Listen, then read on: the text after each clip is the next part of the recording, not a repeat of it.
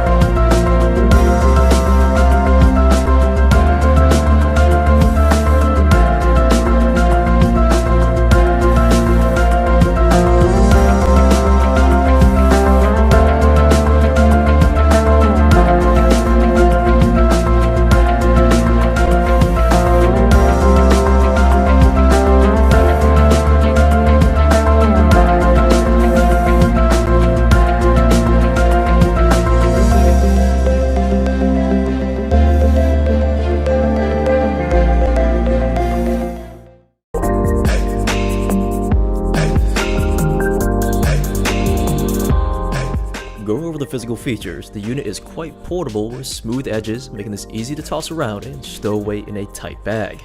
The entire unit is wrapped in a very solid aluminum grill. Pressing on this yielded no flexing at all.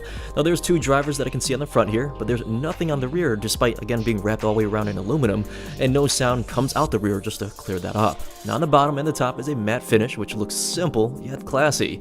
Although the speaker does give the look of having a bass radiator or maybe a woofer pointing upwards here, sliding a piece of paper all the way around prove there's no opening. The design is just purely aesthetic. Nonetheless, it's still a unique look though. Looking over the buttons, they're all touch sensitive and they all work very well. When the unit is on, the unit glows a very bright white and not a cheap dim looking LED.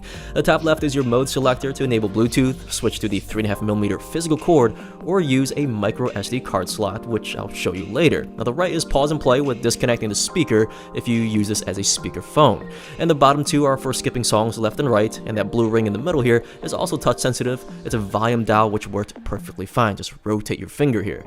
Now rotating to the rear, there's your on and off switch with a 3.5mm port to physically connect your device, a TF card slot, which is the acronym for Trans Flash, which SanDisk stopped using that name a while ago, but micro SD card slides basically right into this and plays music off of that.